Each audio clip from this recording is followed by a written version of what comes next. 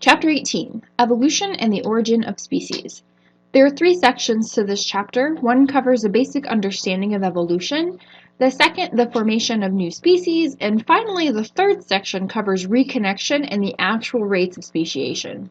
By far the most famous thinkers on this topic were Charles Darwin and Alfred Wallace, seen here.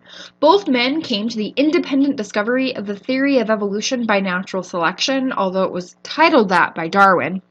Both men were traveling around the world about the same time and made careful, close observations about what they saw. It was Darwin, though, remember, that gave it its famous name. Both men independently wrapped their brains around three different concepts.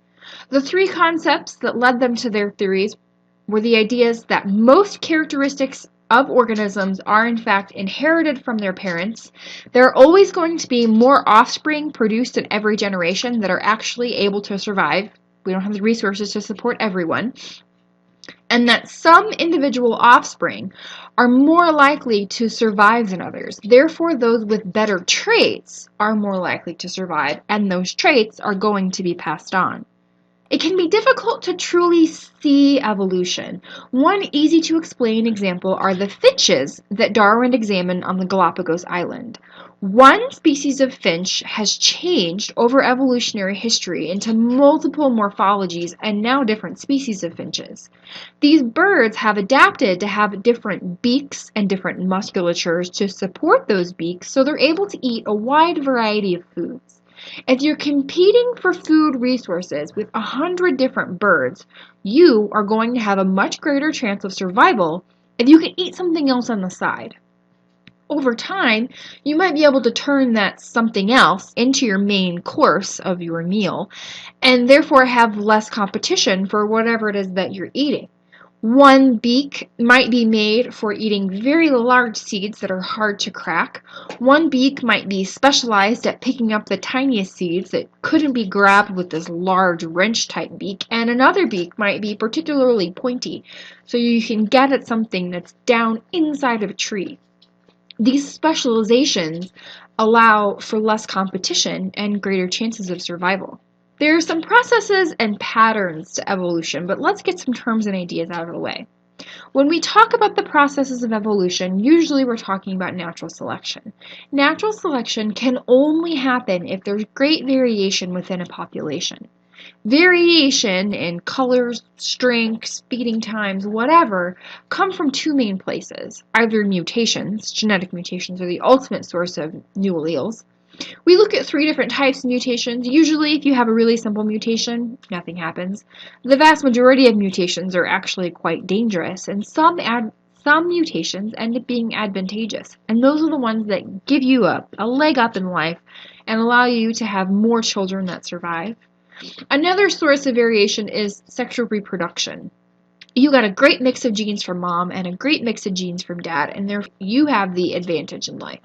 When we say adaptations in evolutionary science, we're talking about heritable traits that lead to some particular advantage.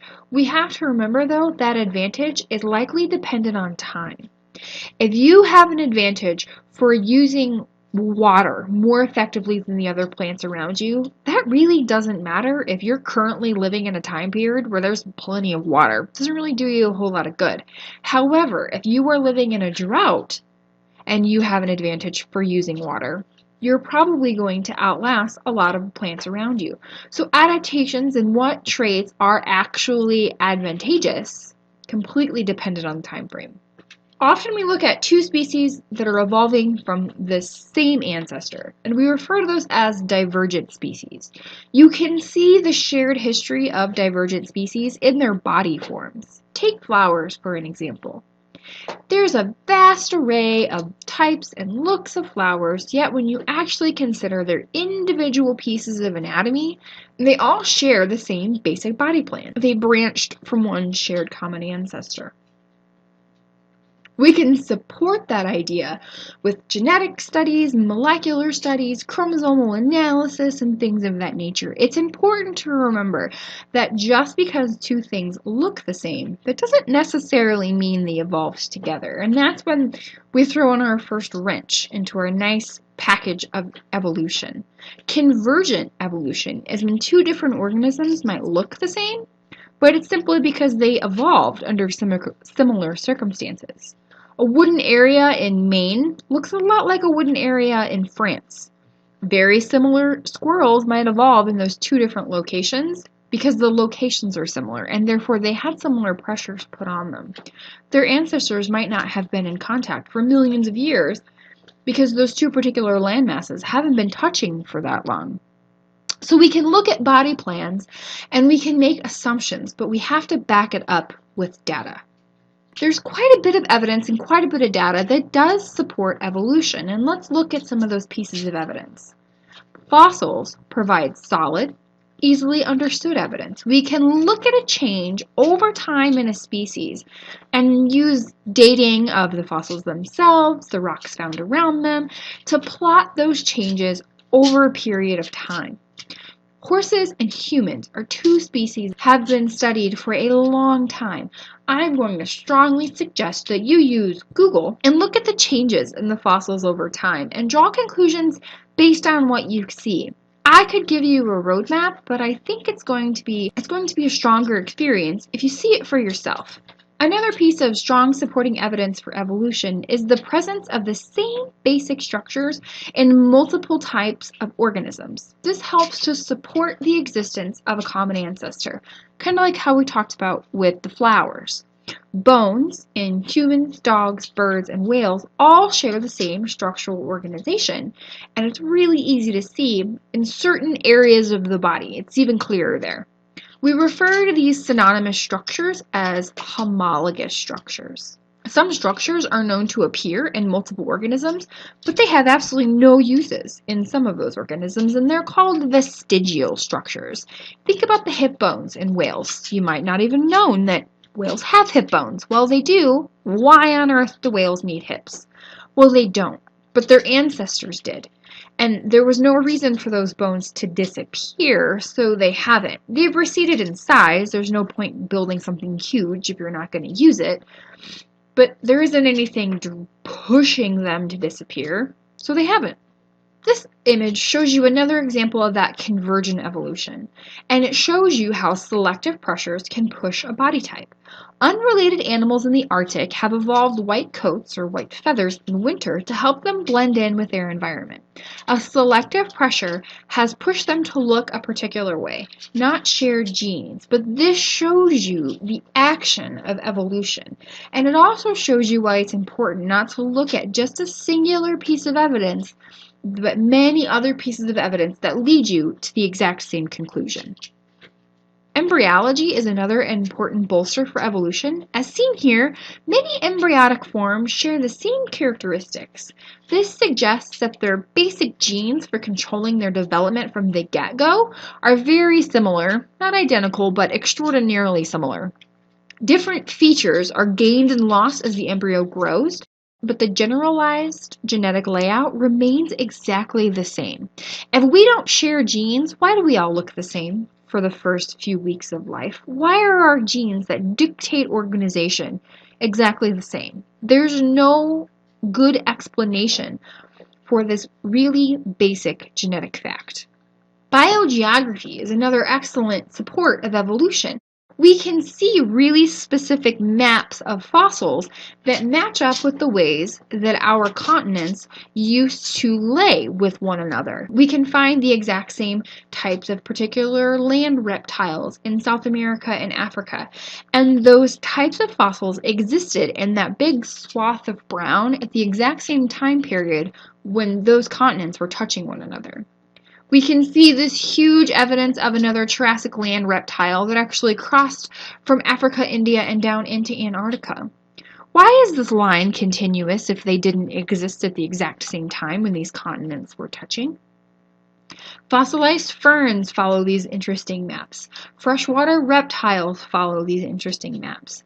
We find these fossils and we find recent ancestors that have evolved from one another over time after these places have been separated by oceans for millions of years. There's a lot of really interesting support for the theory of evolution. In one of the more common pieces of evidence being used to support evolution now is molecular biology, because you can't lie about what's in your genes. Our genes tell our story, and they tell the story of our ancestors. And there are fundamental differences in the three domains of life, and you see these major structural changes of RNA and DNA. But as you trace lineages over time, as you trace species changing over time, you can actually you can clock those changes in their genetics, in their biology. It's called genomic evolution, and it's absolutely fascinating. One of the big issues with all these really clear pieces of evidence supporting evolution is that there are these huge misconceptions. Four are outlined in your book. One, people say evolution is just a theory. That's kind of easy to shoot down. People who say just a theory obviously don't know what it takes to make a theory. So when you run into this misconception, educate someone on what it takes to create a theory. There's a misconception that individuals can evolve. So why aren't things changing faster?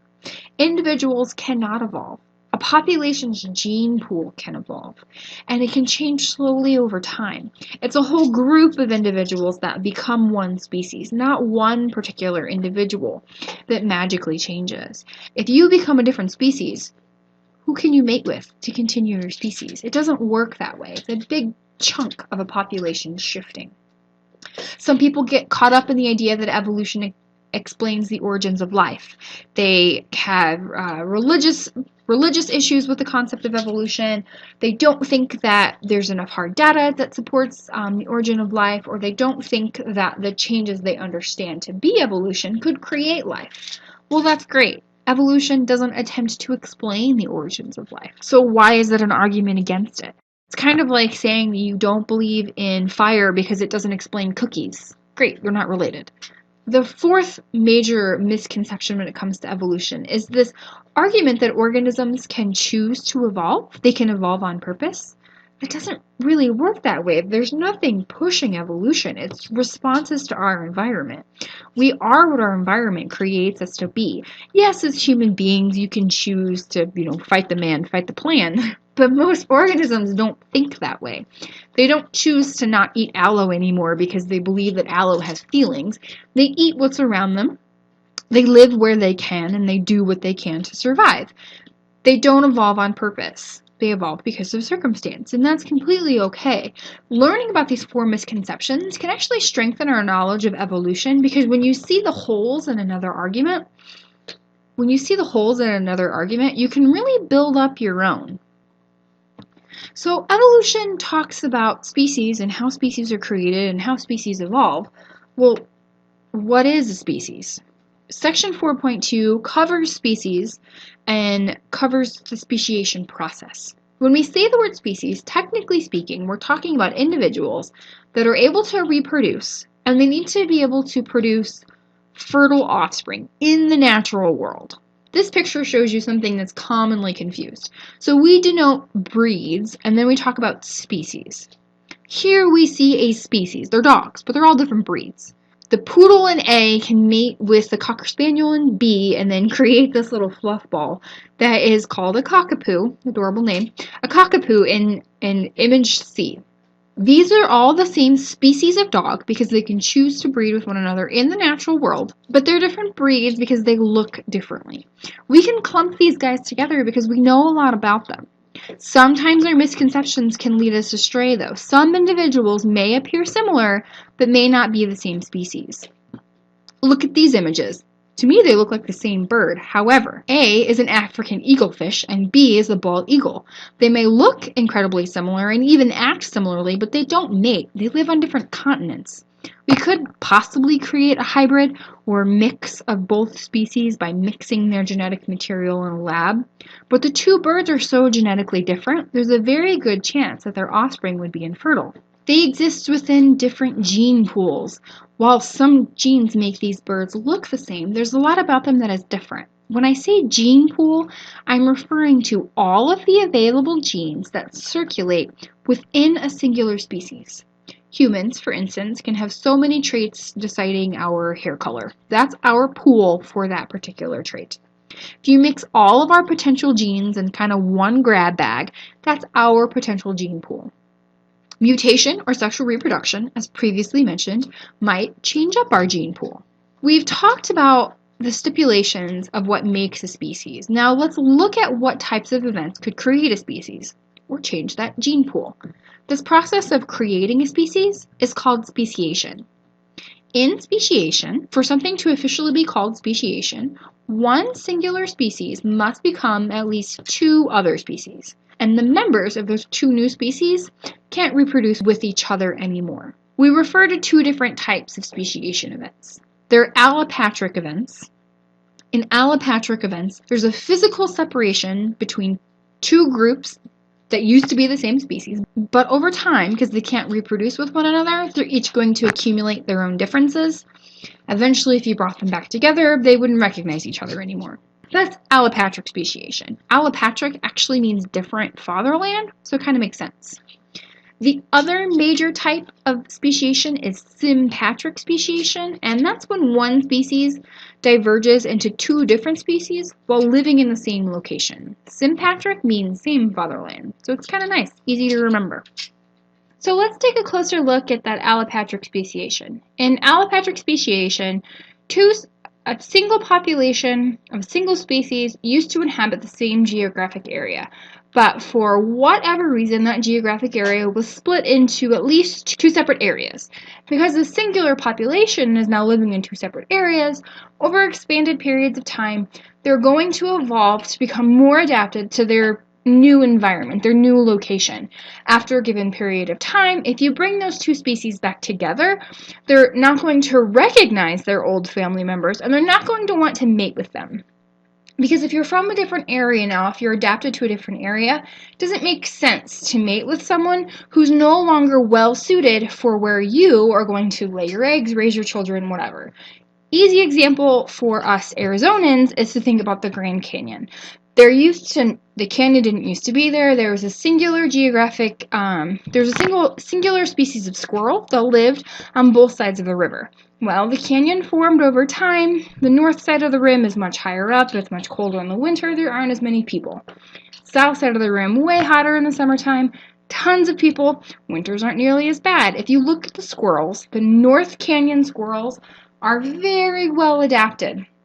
They have thick fur, they're still really timid, they have a lot of fat on their bodies. If you go to the South Rim where all the tourist stuff is, they are the skinniest little fellows you've ever seen, naturally low fat content, really thin fur, and they're not at all afraid of the people who will gladly feed them. So they suit their area. What we see in a lot of these cases is something called adaptive radiation. Adaptive radiation occurs with allopatric speciation when a single species is allocated to a smaller area than it used to have. There's going to be increased competition for a particular resource, and if you can eat something else, you don't have to eat that one resource anymore, you're better suited. We've already looked at this. Adaptive radiation, that's what happened to those birds on the Galapagos Island. Sympatric speciation works a little bit differently. Sym means same, sympatric, as I mentioned, same homeland or same fatherland. A number of mechanisms for sympatric speciation have been proposed and studied by a variety of scientists. One form of sympatric speciation can begin with a serious chromosomal error during cellular division. In normal cell division, chromosomes replicate, they pair up, and then they separate. So every cell gets the exact same number of chromosomes it had before. It's meiosis, we've studied it. However, sometimes the pairs separate incorrectly, so the end product has either too many or too few chromosomes. This concept of not getting the right number of chromosomes is aneuploidy. You can end up with polyploidy as well. Polyploidy is a condition in which the cell or organism has a whole extra set of chromosomes. Scientists have identified two main types of polyploidy that can actually lead to reproductive isolation of an individual. Reproductive isolation is just the fancy word for the inability to interbreed with members of your species. In some cases, a polyploid might have even more than two complete sets of chromosomes, which is kind of crazy. We call that autoploidy. The prefix auto means self, so the term applies to the multiple sets of chromosomes coming from your own species. Polyploidy is a really big error in meiosis. So what happens when you have these different types of ploidies. Well, here's an example of what can happen with a ploidy. This particular type of ploidy is called an allopolyploid. So in this instance, you have individuals that have these odd numbers of chromosomes. Odd number chromosome gametes come together. These are usually plants, by the way. This isn't coming together in some weird animal. Odd gametes come together, and they form a creature that has an awkward number of chromosomes. Well, because there aren't a lot of dangerous things that are growing inside of plants, a lot of plants can survive with an odd number of chromosomes. They can then mate with themselves, which increases their number of chromosomes. It doubles the number. You end up with an even number of chromosomes. You can make normal gametes after that. Or two individuals that have this weird polyploid gamete can mate with each other, and again, at that second mating, you're going to end up with a normal number of chromosomes, and then that plant can just subsist normally. Sounds kind of weird. You're saying, okay, someone with three chromosomes and someone with 4 chromosomes get together and make an organism with 7 chromosomes, and that's okay? Yes, it is okay. Sounds kind of crazy, but I promise it's totally normal. It actually happens quite often. Wheat, the normal wheat that we eat, these polyploidy events, we think they've happened 7 times over the course of the history of that plant. Plants are not picky about chromosomal material. They are incredibly resistant to errors in their genomes, which is actually pretty cool. I have mentioned reproductive isolation when it comes to the inability of species to interbreed, and that isolation can take place for a variety of reasons, and that's where we're going to head to next. Some of the barriers to reproduction that causes isolation occur before fertilization ever has a chance to take place, so before the organisms can ever sleep together, and some of them exist. They keep that species isolated because the potential hybrid offspring that they have are never going to be able to reproduce themselves. And if you remember back to our species definition, in order for you to be a species, you have to be able to reproduce, and your offspring have to be able to reproduce. So when we talk about these barriers, we call them pre-zygotic barriers and post-zygotic barriers, and there are a lot of them. One pre-zygotic barrier is a temporal barrier. This is when species live in the same place, but they reproduce at different times of the year. So they're never going to have the opportunity to breed with one another. These 2 frogs, excellent example.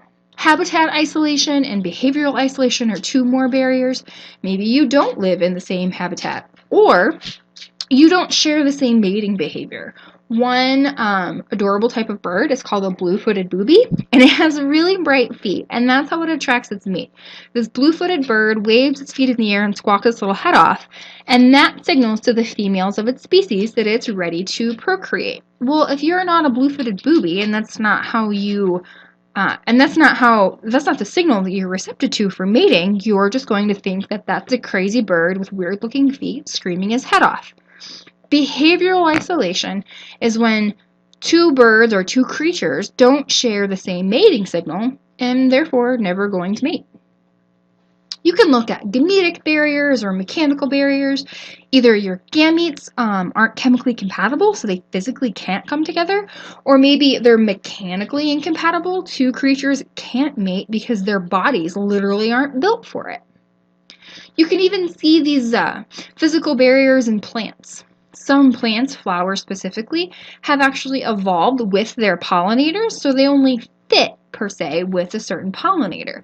You don't have to worry about a ruby-throated hummingbird drinking from a foxglove flower and then never returning to it, and then never returning to another one, so your pollen doesn't get shared, because they can't. If honeybees prefer foxgloves and only visit foxgloves, then they're both working out to help each other out. Shortly after speciation, after you've overcome these isolation barriers, or the isolation barriers have become so great to drive a single species into 2 different populations, there's always some sort of chance that the species will eventually reconnect with one another, and that's actually the topic of section 3 in your book.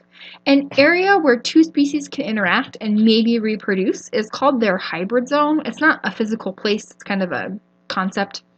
So a hybrid zone is the potential for members that have undergone a speciation event to come back together. Hybridization zones usually change over time, and there are 3 potential ones. The first one is the reinforcement zone. This is when the hybrids are either less fit than the purebred species, so eventually those two species are definitely going to stay separate. In a fusion zone, it turns out that the hybrids live perfectly fine. The reproductive barriers aren't that great, and that species is probably going to come back together. Whatever was driving them apart has gone away. Maybe there's a forest fire, the trees have regrown, the bugs on both sides of the hill can communicate again. There was a speciation event, it went away. The third type of hybrid zone is a stability zone. This one can seem a little bit more vague. So in this instance, the hybrids continue to be produced and they're perfectly fit, but their existence doesn't affect either species. So all three kind of live happily ever after, I guess. All three can subsist perfectly fine as time goes on. You can think about these hybrid zones when it comes to something like donkeys, mules, and horses. One of them is a hybrid of the other two. All three of them live perfectly fine in harmony, and the existence of one isn't threatening the existence of another. So we can look at speciation events and what drives them and what keeps species apart. But to make it even more confusing, you can study how they reconnect. The primary influencing factor on the speciation rate, how quick all this crazy stuff is happening, is tied back to our environmental conditions. Under some conditions, selection can occur incredibly quickly and in a very big way. Consider a species of snails. They've been living together in the same basic form for thousands of years. Layers upon layers of their fossils can be found and studied. There's not a whole lot going on. However, maybe there's a big change in the environment that takes place. There's an extreme drop of water levels. Only a small number of organisms are separated from the rest of the snails for a brief period of time. So you have one really big group of snails in the original homeland and one teeny tiny population over here off to the left. That tiny population is going to face some new environmental conditions. Their gene pool is going to change really quick, because when there's only 10 people, if you change 2 of them, I mean, that's 20% of your population. So variations that surface and aid their survival will become predominant incredibly quickly. And that's what you see with that punctuated equilibrium. You have one big species, something happens, and all of a sudden you're very, very different. Gradual speciation, slow change over time, that's what we're used to. Both of them exist. Both of them happen. Charles Darwin argued for gradual speciation. Now we know it's a little bit more like this punctuated equilibrium, but as we study all these wonderful things in evolution, we have to keep in mind our potential timelines because they fit with different organisms and help us to explain different phenomena, and this is one of the really cool things that you can look at. So what I would like you to do now is read the chapter, take your own notes, do the practice questions in OpenStax, do the practice questions in Learner, do all of the practice questions. They really do help you, and they are, for certain, the best way to study.